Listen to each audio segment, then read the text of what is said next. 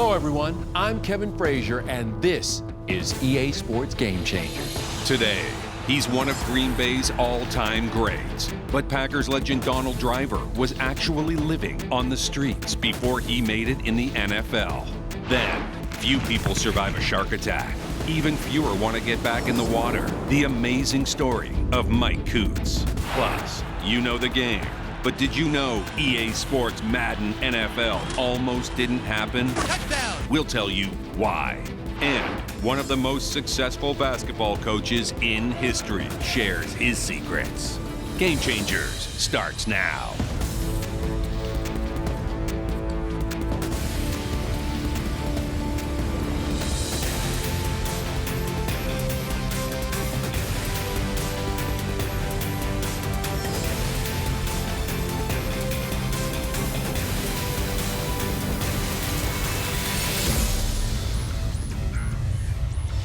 Hello, everyone. Welcome to EA Sports Game Changers. I'm Kevin Frazier. We're going to start today with a rags to riches story about an NFL hero. Donald Driver's incredible story starts long before he got to Green Bay to play for the Packers. It actually starts when he was a young child struggling to help his family survive.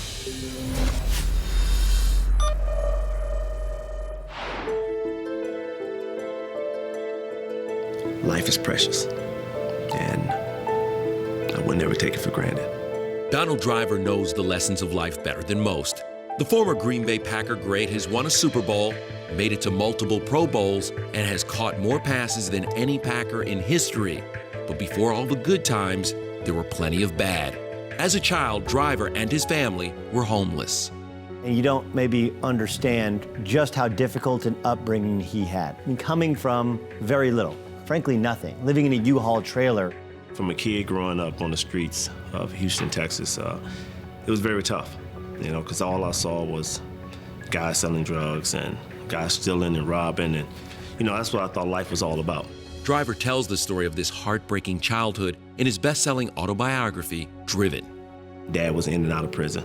When I was born, my dad wasn't even there.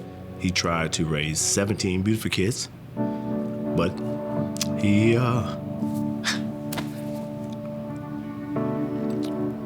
couldn't do it all. Driver's escape was athletics, which earned him a scholarship to Alcorn State University. After a stellar college career, he anxiously awaited the NFL draft. So many teams called that day, saying, we like you, we're gonna draft you this round or that round. And first round went by, second round goes by, like sixth round go by, you see all these receivers are getting taken. And in my eyes, I'm better than them. But to the scouts, I must not be. And then the phone rings.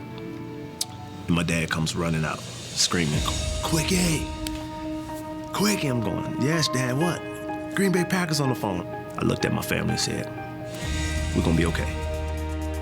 In fact, Driver and his family were more than okay. For the next 14 years, Driver was the go-to target for Brett Favre and later Aaron Rodgers. And his huge smile made him a fan favorite at Lambeau Field. So many wide receivers are flashy. Look at me, guys. They make a big play, and they almost want to stop the game. That wasn't Donald Driver. And then never got hurt. He missed 4 games in 14 years. It speaks to the mental and physical toughness that he brought to the football field. I wanted to be successful. When you choose to be successful, that's when it all comes possible.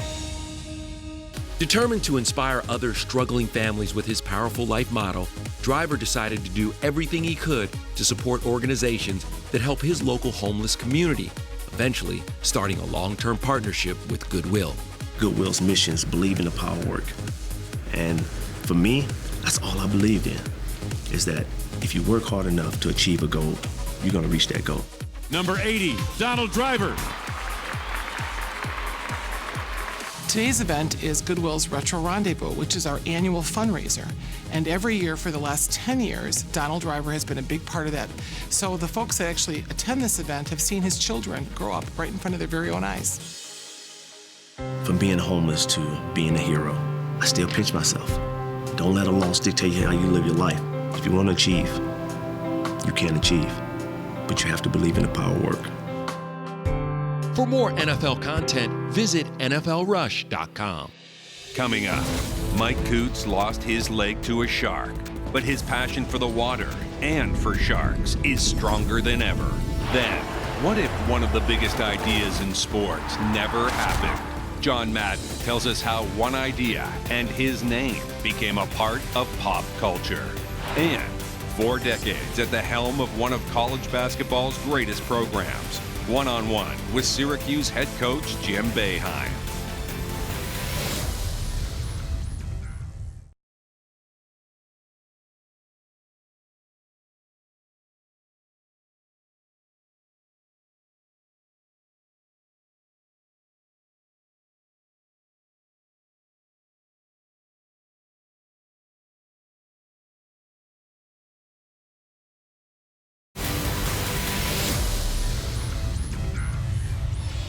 Mike Coots is an amazing surfer, a world-renowned photographer, and one of the most important voices in shark conservation.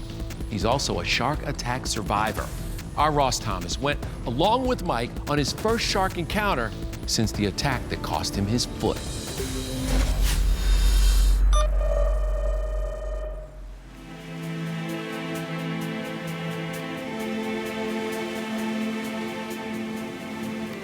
For Mike Coots, the ocean has always been home. I grew up on the island of Kauai in Hawaii. Spent a lot of time diving and surfing, fishing, swimming. Kind of the ocean was basically our backyard. So it was no big deal when at 18 years old, Mike and friends went surfing, something they had done hundreds of times before.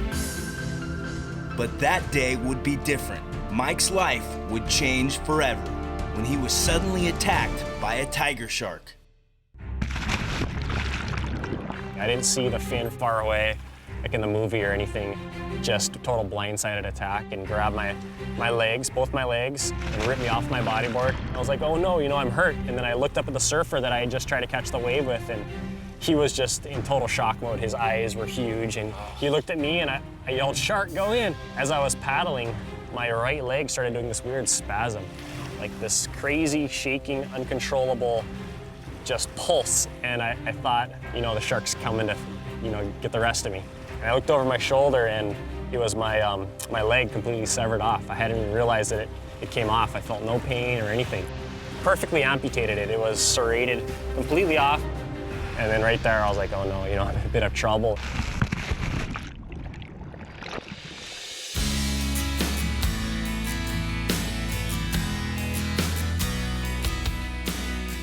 Doctors managed to save his life, but not his leg.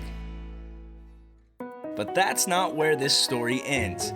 Fitted with a special prosthetic, Mike spent months in physical therapy and learned to walk again. But his real goal was to get back in the ocean, to surf again. You lost a limb to a shark, and yet one of your main concerns is, when can I get back? Yeah, and I think that's just from growing up in Hawaii and your whole life in the ocean, and that was probably the most difficult part of the entire thing, was not being able to get back in the water, as weird as that sounds. Mike quickly learned how to adapt and is now once again an avid surfer with only a few modifications. This was fabricated to hold my leash in here without sliding down. When I first started surfing with the prosthetic, it would slide all the way down to the foot and just really drag me underwater. So this kind of just keeps it locked in right here. Was there any fear at all? Was there any nerves at all? I know that you were gonna go back in. To be honest, no, zero. And I mean, if I were to get bit again, I'd be able to write a crazy book about it. So Mike is now back around the water almost every day surfing.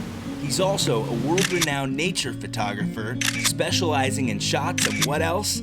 The ocean. But he has also taken on an unlikely role as a spokesman for shark conservation. And I was just absolutely blown away by the numbers of how many sharks every year are killed. Something like 70 million sharks cut for their fins. As a member of Shark Attack Survivors for Conservation, Mike has spoken to members of Congress in Washington, as well as the United Nations, working for stronger shark protection. Everybody, I guess, loves a good shark story, and as soon as I told what happened to me and why I'm here, lawmakers, were receptive to this, and we were able to get some bills passed. And on this day, I got to go along with Mike on another remarkable chapter of his life, his very first dive with sharks. I'm very excited, to be honest. You know, after losing my leg to a shark, I've always wanted to have an encounter where I can be, you know, in their element and really kind of just feel the vibe of who they are. Mike is joining two other renowned shark conservationists, Ocean Ramsey and Juan Oliphant, heading for a spot in the waters off Hawaii. I'm excited. This should be fun.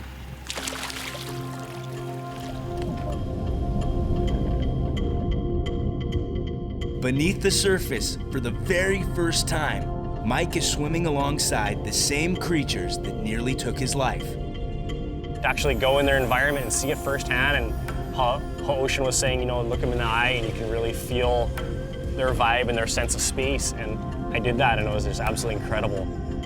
I felt like I was like in a crazy painting. It was surreal. It's a beautifully ironic moment. A shark attack survivor swimming with the very animals that he has come to value and protect. I feel a definite calling in life to create awareness on this species, because I just really do believe they are an important, you know, probably one of the most important species in the ocean, and I want to leave a legacy where I actually did something positive to help create change. To be honest, getting bit by the shark that day was a blessing. I've been able to meet wonderful people, and I've been able to help a little bit, do some things with the shark populations, and I wouldn't change a thing, to be honest. Coming up, Madden NFL. It changed how football fans watch the sport. Now, John Madden himself remembers how it all began. Then, when you think of Syracuse basketball, you think of this guy. One-on-one with Coach Jim Boeheim.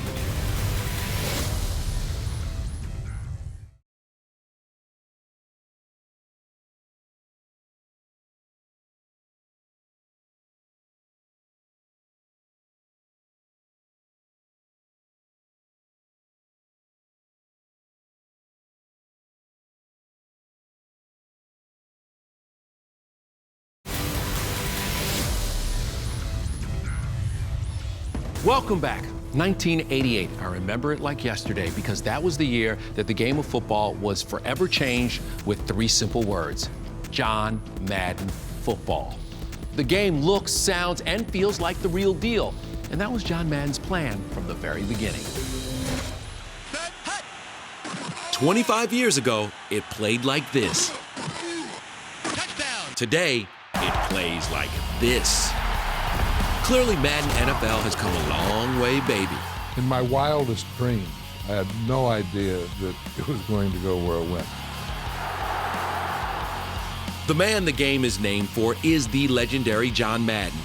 But when the Hall of Fame coach and broadcaster was first approached about doing a video game, he almost said no. I said I wouldn't do this unless it were real football. I wanted our game to be NFL pro football, because every game before that, they kind of had like, 3 guys on a team, 5 guys. And I said, if we're going to do it, we have to have 11. And we have to have linemen. And you have to have linebackers in the secondary, offense and defense. Even with 11 players, the game was a far cry from what we see today. But as the technology and graphics evolved, the game makers kept improving Madden and making it more realistic. We get the actual game film that the teams use to break down all their stuff that they do on Sundays. We'll chart it, we'll draw it down, put it in their playbook, and get it in the game. That attention to detail has made Madden a phenomenon with millions of followers, including an entire generation who grew up on the game. I grew up playing the Madden. I envisioned this, 13, 14 years ago, and now it's a reality. I have sons, they love the game. Every now and then, they'll drag me into a serious competition. Current players are almost as concerned with their performance in the game as they are on the field. That's what I get all the time from players. They say, hey, I need more juice. In the history of the game, I've only had one guy tell me he's better in the game than he is in the field. That was Emmitt Smith. In the beginning, Madden did commentary for the game, first with his TV partner, Pat Summerall. Looks like it could be a real slugfest. And later with Al Michaels. So a big drive for this offense as they put together a nice string of plays. Madden is now retired from doing play-by-play for the game. He's also taken himself off the cover but he's clearly proud of the baby he helped deliver 25 years ago. We used to say that we want to make the video game look like the game on television. Television is starting to copy things that we do in the game. And I said, shoot, we made it.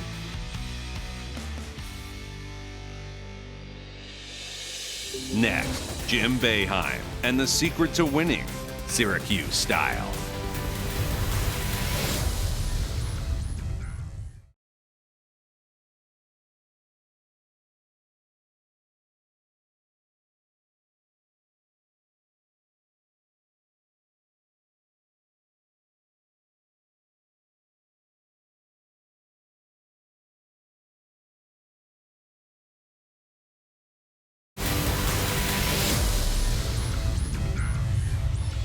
Welcome back. In the college basketball game, there are coaches, elite coaches, and then there are legendary coaches. Now, to reach legendary status, it takes time, dedication, compassion, victories in March, and something else special.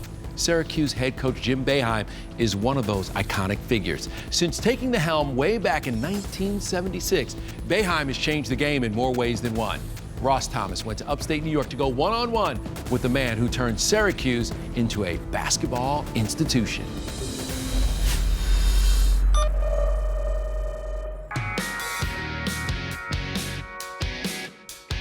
It's one of the most storied basketball programs in the country, Syracuse University. So how does an elite program like this stay on top year after year? It doesn't matter who you ask, the answer is always the same. Head coach Jim Boeheim.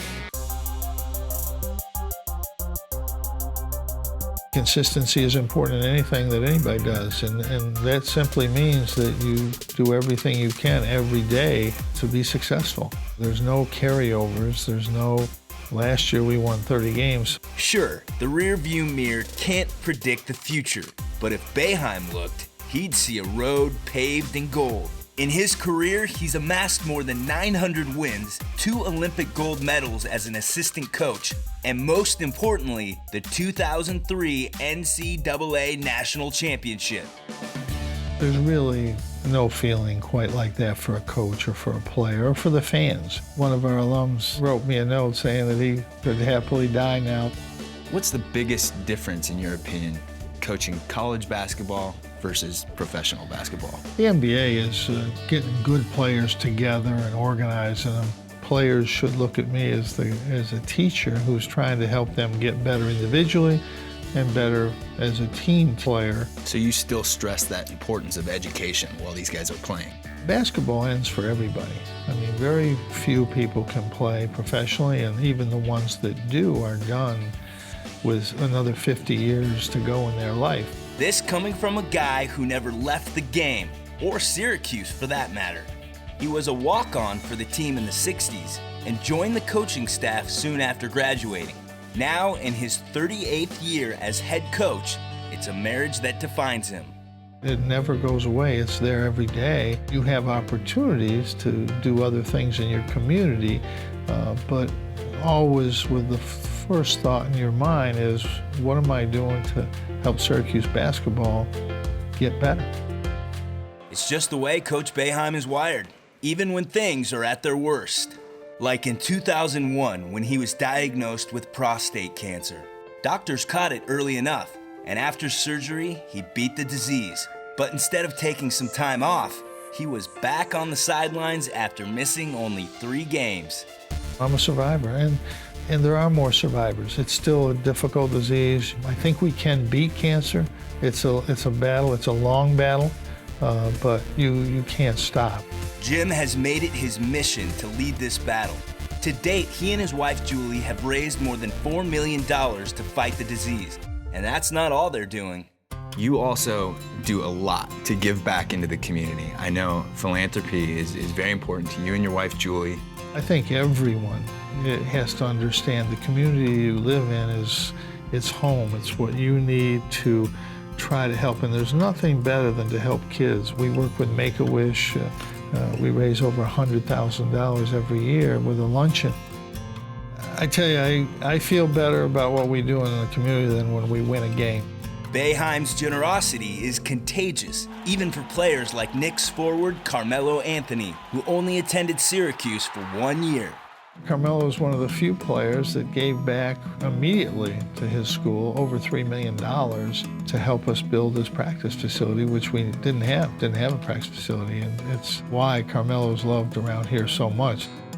It's really amazing how much you get back when you do things within your community. You get far more back than what you give in, and it's, I think more people should find that out for themselves.